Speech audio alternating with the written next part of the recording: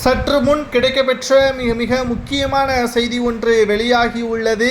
திராவிட முன்னேற்ற கழகத்தின் துணை பொதுச் செயலாளரும் தூத்துக்குடி எம்பியாக இருக்கக்கூடிய கனிமொழி அவர்கள் தனது எம்பி பதவியை ராஜினாமா செய்து வருகின்ற சட்டசபை தேர்தலில் போட்டியிட உள்ளதாக தகவல்கள் கிடைக்கப்பெற்றுள்ளது. என்ன காரணம் என்பதை இந்த வீடியோவில் முழுமையாக பார்க்கலாம். அதாவது திராவிட முன்னேற்ற கழகத்தில் கலைஞர் அவர்கள் இருக்கும் பொழுது கனிமொழி அவர்கள் என்னதான் சிபாரிசு செய்தாலும் உடனடியாக ஏன் என்று கேள்வி கூட கேட்காமல் அந்த வேலையை செய்யக்கூடியவர் தான் கலைஞர் அவர்கள்.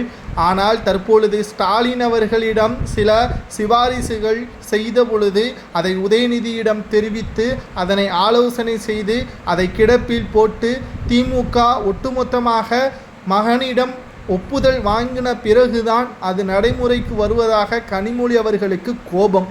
திமுக உள்கட்சி விவகாரங்களில் நன்றாக தெரிந்தவர்களுக்கு தெரியும், கனிமொழி அவர்கள் எம்பியாக இருந்து எந்த ஒரு பயனும் இல்லை. மத்தியில் காங்கிரஸ் ஆட்சி அமைத்தால் மட்டும்தான் மத்திய அமைச்சராக பொறுப்பேற்க முடியும். அதுவரை எம்பியாகத்தான் இருப்பார்.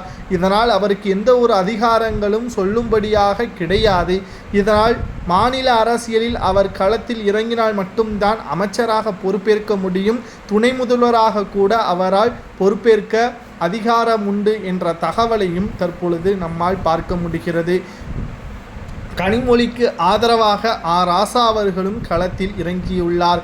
மேலும் ஒருவேளை கனிமொழி அவர்கள் சட்டசபை தேர்தலில் போட்டியிடுவதாக இருந்தால் எந்த தொகுதியில் போட்டியிடுவார், அதாவது தூத்துக்குடி மாவட்டத்தில் ஏதேனும் ஒரு தொகுதியில் போட்டியிடுவார் என்றும் தற்பொழுது தகவல்கள் கிடைக்கப்பெற்றுள்ளது.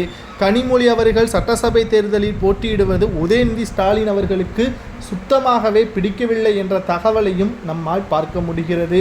திராவிட முன்னேற்ற கழகத்தின் ஒட்டுமொத்த வெற்றியும் திமுகவின் தொண்டர்களால் தான் இருக்கிறது என்பதை அனைவரும் அறிவோம். ஆனால் இந்த முறை திமுகவின் தொண்டர்களுக்கு 200 தொகுதிகள் வெற்றியடைய வேண்டும். குறிப்பாக வெற்றி மட்டும்தான் திமுகவின் தொண்டர்களது மனதில் இருக்க வேண்டும் என்று ஸ்டாலின் அவர்களும் உதயநிதி அவர்களும் தெரிவித்துவிட்டார். மற்றபடி யாரது பேச்சையும் கேட்டு தவறாக செயல்படக்கூடாது. கனிமொழி அவர்கள் என்ன சொன்னாலும் சரி, திமுகவின் மூத்த நிர்வாகிகள் என்ன சொன்னாலும் சரி, தவறாக மக்களுக்கு பாதிப்பை ஏற்படுத்தும் விதமாக செயல்பட்டாலோ அல்லது பதவி மாற்றம் செயல்பட்டாலோ நிச்சயமாக கட்சி நடவடிக்கை எடுக்கும் என்று ஸ்டாலின் அவர்கள் கூறியிருந்தார். இதனால் உதயநிதி அவர்களது பேச்சை மீறி செயல்பட்டு கனிமொழி அவர்களுக்கு ஆதரவாக செயல்பட்டால் நிச்சயம் அவர்களது